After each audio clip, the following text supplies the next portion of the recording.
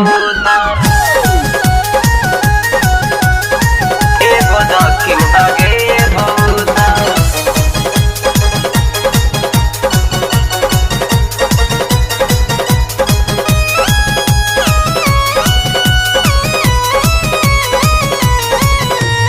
देखही में लागतारू गोरी तू हसीन हो, चढ़ली जवानी तोहर हवे नमकीन हो, हवे नमकीन हो, हवे नमकीन हो। देखही में लागतारू गोरी तू हसीन हो, चढ़ली जवानी तोहर हवे नमकीन हो। ब्यूटी बनवले बारू लागतारू सुपर, ब्यूटी बनवले बारू लागतारू सुपर।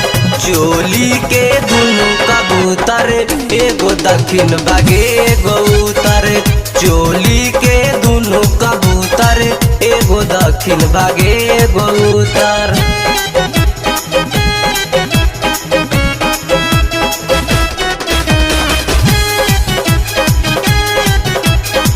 एगो दक्षिण भागे एगो उत्तर,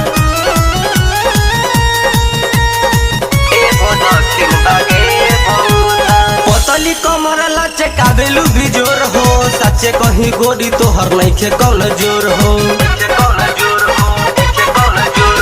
पतली कमर लचकाबेलू बिजोर हो, सच्चे कहीं गोरी तोहर नइखे कौन जोर हो। तोहरा के देखते दिल में बजे लागे हूटर, तोहरा के देखते दिल में बजे लागे हूटर। चोली के दुनु कबूतर एगो दक्षिण भागे एगो उत्तर, चोली के दुनु कबूतर एगो दक्षिण भागे एगो उत्तर।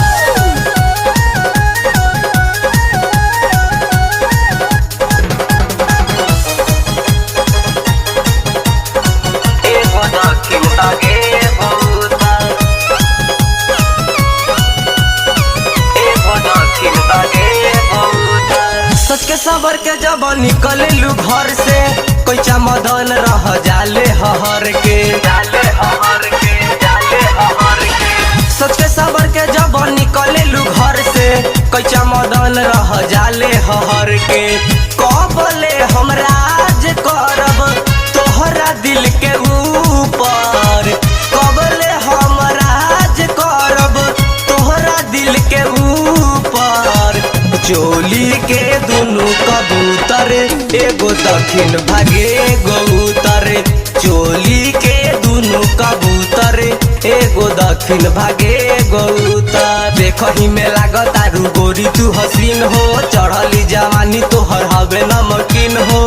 ब्यूटी बनवले बारू लागतारू सुपर, ब्यूटी बनवले बारू लागतारू सुपर। चोली के दुनु कबूतर एगो दक्षिण भागे एगो उत्तर, चोली के दुनु कबूतर एगो दक्षिण भागे एगो